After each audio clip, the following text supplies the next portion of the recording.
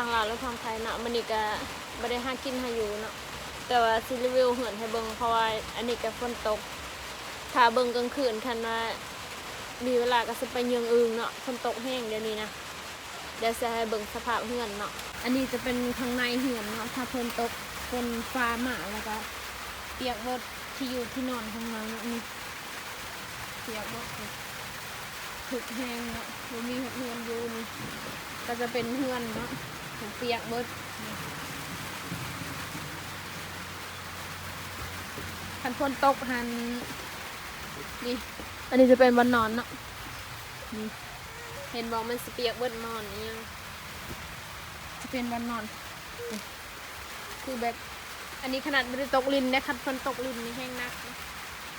แห้งบ่มีบนอยู่เลยบ่มีบนนอนเลยเปียกเบิดสำหรับ สำหรับหลายๆคนอาจจะยังบ่แต่สำหรับเฮาอาจจะพอหลายๆอย่างแหละเพราะว่าเพื่อนกันน้อยเนาะนี่จะเป็นเฮือนเฮาเองแบบลำฝนตกลินเลยตอนนี้คันมันตกยามเดือน6นี่แห้งอยู่บ่ได้เนาะอันนี้จะเป็นเฮือนเขาเจ้านี่เฮือนเฮาจะเป็นบ้านนอนโหเปียกหมดทั้งหัวคันมันตกแห้งคันมันน้ำมันสิไหลลงมาบ่นอนจะไม่มีที่นอนเลยโคตรลำบากเลยคนเปียกหมดมื้อนี้เราจะพักผ่อนบ่ได้ออกไปถ่ายคลิปคือเก่าเพราะว่ามื้อนี้จะเป็นมื้อเวลาพักผ่อนของเราเนาะเราจะเมียนเหือนก่อน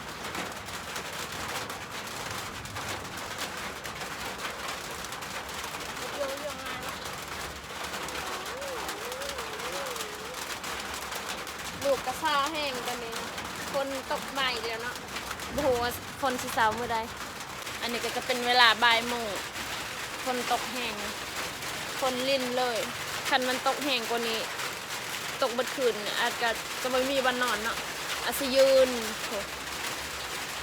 สิเมียนเหือนเมียนซานเพราะว่ามันเปียกเบิดเสื้อผ้ายังกะบันนอนกับเปียกเบิดเนาะค่ะสิเมียนนี่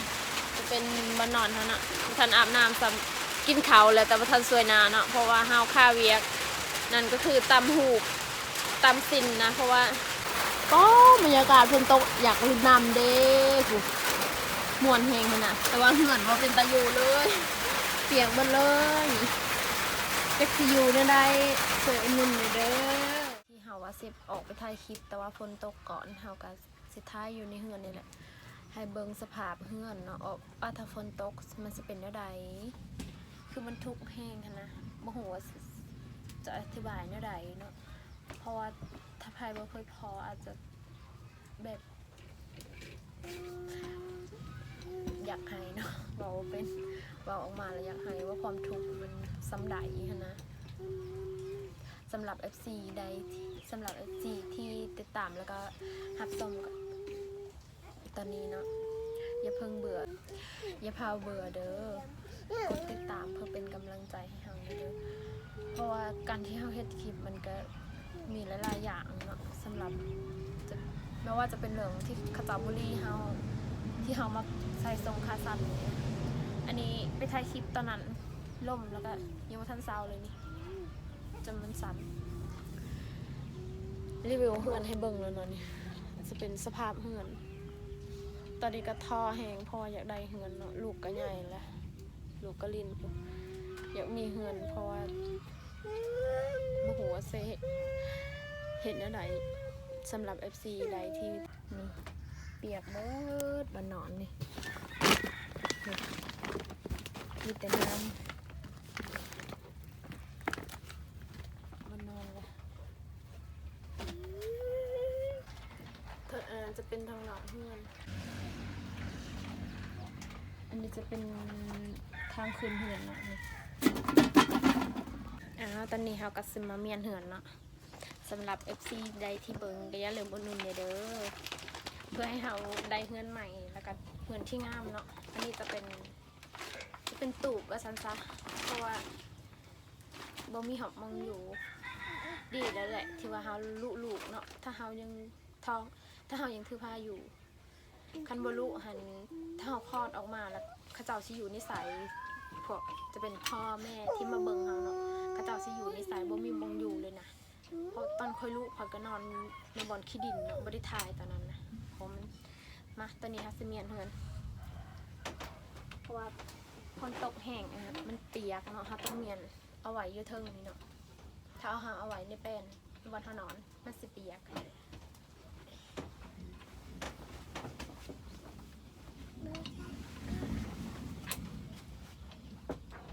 มีแต่ยาไหม จิจาง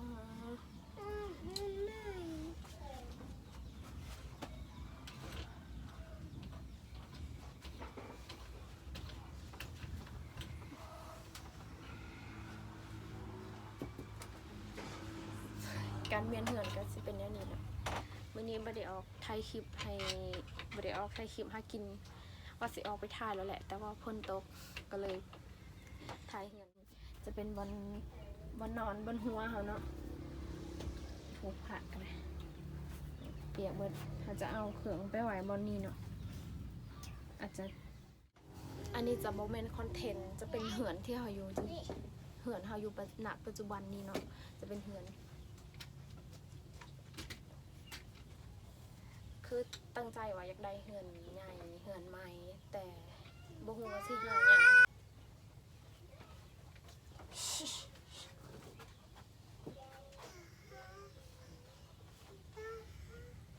นี่อันนี้จะเป็นบอลที่เขาอยู่เฮ็ดกินเนาะบอลไว้ถ้วยลงมาอันนี้จะเป็นทางขึ้นเหือนเนาะนี่เปียกเบิดฝนตกนี่แหละบอลมันพาอันนี้จะเป็นข้างนอกเนาะเห็นเบิดอีหยังพ่อว่าฝนพระแล้วมันเปียกข้างในเนาะนี่อันนี้ก็คือเวียกหลักๆเลยเนาะชาวบ้านแถวนี้เขาจะมักตำซินเนาะอันนี้ก็คือของเฮาเองเฮาจะตำอันนี้แหละก็เลยบ่มีเวลาไปหากินแบบไปถ่ายคลิปมันนะนี่เฮาตำโดยตัวเองโดยเฉพาะนี่เฮาได้แล้วประมาณ10 พื้นเนาะตอนนี้ก็ตัดออกเลยนี่งามบ่ทุกคนนี่แหละเวียกหลักๆคือมื้อนี้เฮาบ่ได้ออกไปไสก็คือตำซินนี่เลยเนาะบรรยากาศตอน 12 โมงฝนตกเย็นดีเนาะนี่เฮ็ดได้อยากได้เฮือนก็บ่ได้ทางหลังนะนั่นแหละเหือนที่เขานอนนี่เบิ่งเป็ดกันโอ้เป็ดเฮาเองเนี่ยเลี้ยงนี่ก็ยังอันเน่าบ่โอ้มีตึกให้เป็ดอ๋อคิดว่ามันเน่ามันสิเกิดลูกมันสิพักนะโอ้ดีใจแฮงโอ้เฮาไปคู่มือจนบ่ได้เบิ่งเนาะจนมันอยากออกพักแล้วโอ้จะเป็นมอนที่เป็ดพักเนาะนี่เขาขังเป็ดไว้นี่ดีใจแฮงที่จะได้เลี้ยงลูกเป็ดแหละป้อทุกคนนี่เบื้องนี้มันสิพักแล้วเนาะคิดว่ามันหนาวมันเป็นสีดำๆนี่จะบอลเขาขังเป็ดนี่แหละบอลเป็ดพักเนาะดีใจแฮงจะได้เลี้ยงลูกเป็ดแหละนี่บรรยากาศฝนตกเลยแล้วก็เย็นเด้โผล่ใบไม้ก็อ่อนเขียวอันนั้นจะเป็นเหือนที่เราอยู่ปัจจุบันนี้เนาะอันนั้นแหละแกเขาเสือรถตู้กันเลยนะแต่เราจะไปอยู่อาศัยในนี้เพราะว่าเราตำหูบในนี้เนาะนี่ก็จะเป็นเวียกสำคัญเลยลักๆนี่แหละคาเวียกหย่อนตำสินนี่แหละงามบ่แต่เราจะบอทายตอนฝนตกเนาะเพราะว่าเสียงพาเขายานอันนี้ฝนเศร้าเลยนะทางนี้แล้วเนาะอันนั้นฝนจะพาก็เลยมันเปียกเบิดนะนี่มันจะเป็นแป่นแบบนี้เนาะแป่นเอาจากข้างเลื่อยโอ้เป็ดบักลายนี่จะเป็นทางหน้าเหือนผูเปียกเบิดเสื้อผ้ากันได้จะเบิ้งนี่จะเบิ้งความทุกข์ความยากค่ะเทียบไพ่บารายแล้วค่ะเนี่ยเปลี่ยนพวกเสื้อผ้านะเพราะว่ามันเปียกแล้วเราต้องเอาไว้ตัวใดมันเปียกก็ต้องเอาออกนะอันนี้ก็จะเป็นเสื้อเปียกค่ะต้องเอาออกนะแยกออก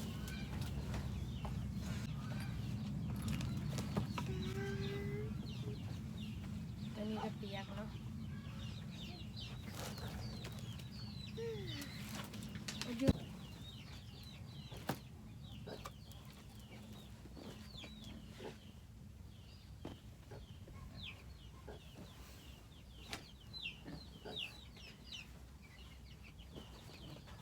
ได้เปียกเราต้องเอาออกต้องหาเพราะว่าเราจะเอาไปตากเนาะฝนตกในนี้คันยามเดือน6ก็ทุกบ่มีบ่นอนเนาะพอเรื่องไว้ถ่ายคลิปไปเลยเอาติ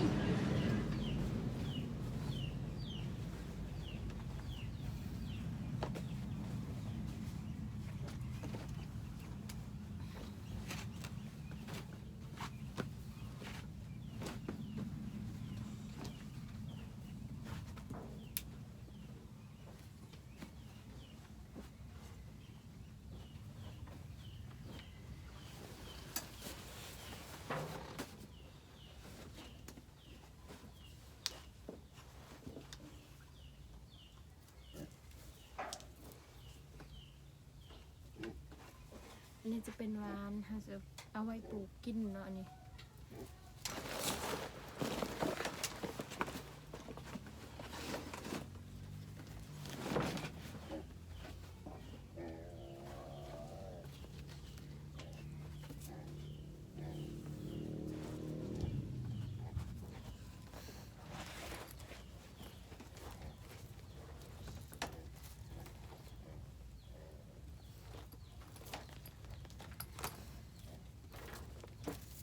มีแต่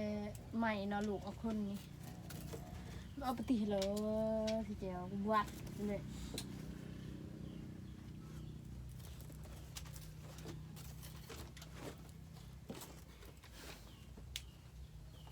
ตอนนี้ก็เมียนแล้วสิข่าวบ่าย1 โมงแล้วเนาะสิหาอาบน้ำก่อนเพราะว่าบ่ได้อาบน้ำเมื่อเช้านี้เนาะบ่ได้อาบน้ำบ่ได้สวยหน้าซ้ำตั้งแต่ตื่นเพราะว่าค่าตำหูเนาะก็คือที่เห็นนั่นแหละท้ายอะไรค่าตำหูโอ้เบิ่งนี่ความลูกมากข้าวจีผมจนติดในเสือผมแต่ตื่นเช้ามาลูกเพิ่นได้แน่ที่ว่าตื่นเช้ามาแล้วก็อยากกินข้าวจีทุกสาวเลยนะจีให้คนนี้จนว่าเพิ่นลืมกินว่าซั่นเนาะนี่ทิ้งก่อน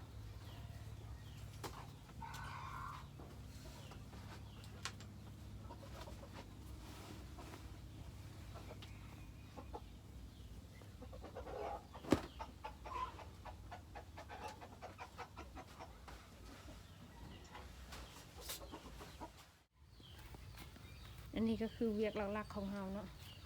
นี่คือตำหูนี่งามบ่สุนเจ้า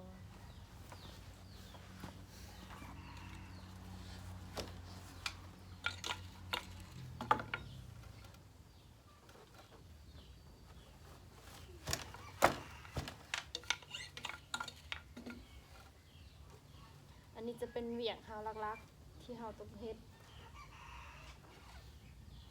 เพราะว่าถ้าแถวบ้านเฮานี่นะถ้าเขาเจ้าปลูกแคนเอาพัวจะซอยเนียนเป็นสิ้นแล้วก็เป็นแพรที่เขาเจ้าตามเองเนาะก็เลยต้องเฮ็ดสิ่งนี้บ่คืออยู่ในลาวแล้วก็บ่ฮู้ว่าประเทศอื่นเขาถ้าเขาเจ้าแต่งดองหรือว่าปลูกแคนเขาเอาอีหยังเนาะแต่ว่าเฮานี่ถ้าปลูกแคนถูกเงินกับต้องถูกเด้ถ้าสมมุติว่าเฮาเป็นไผ่เฮาก็ต้องผูก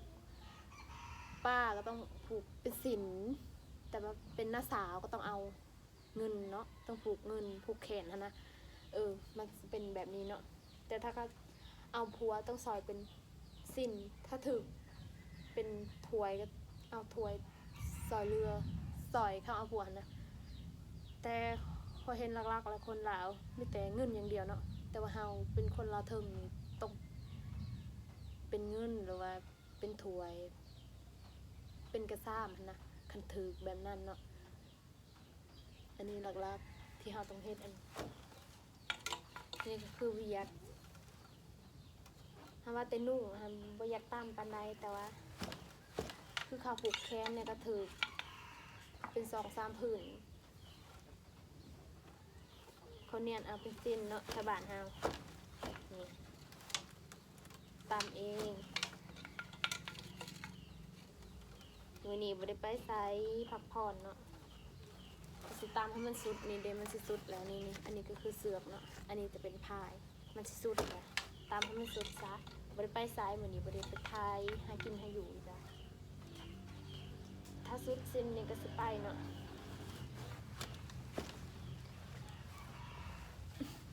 แถวบ้านนี้มีแต่เฮาหั่นแหละที่แบบถ่ายคลิปหั่นนะรักอายแน่แต่ก็อดเอาเนาะ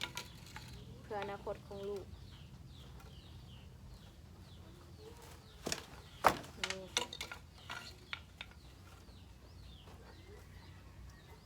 มันสิสุดแล้วเนาะยังอีกตามอีกพื้นหนึ่งนี่มันก็สุดแล้วนี่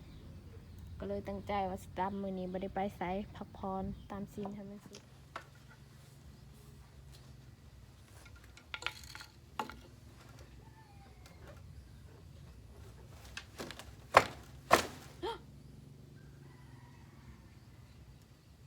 กี่หักสุเจ้าพรมแหงของคอยนะเบิ่งเสียโป้ยจนมันดอนออกผู้กี่มันอยากหักแหละมันบริหักอันนี้มันดอนออกซื้อเนาะแต่ว่ามันสิหักแล้วเบิ่งมีนะเอาเสือกมันเอาโอ้นี่เกือบอีกแล้วให้มันสุดแล้วเนาะเพราะว่ากี่มันก็สิหักอีกเบิ่งเอา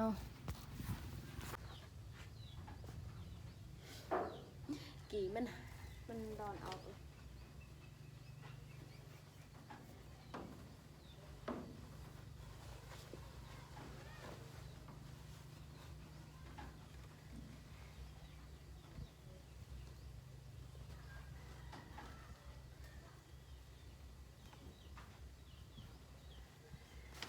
โอ้โหเส้นก็พอเส้นนี่เสียมาเด้อได้จะเช็ดแล้วดูนี่แปรงกี่ก่อน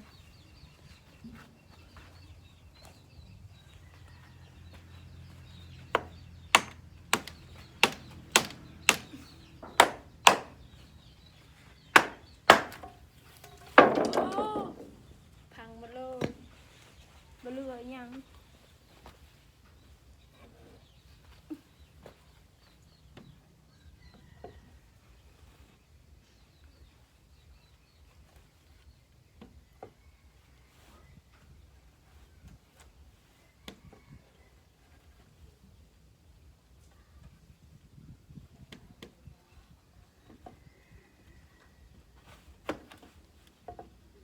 มันก็เป็นประงองประแงง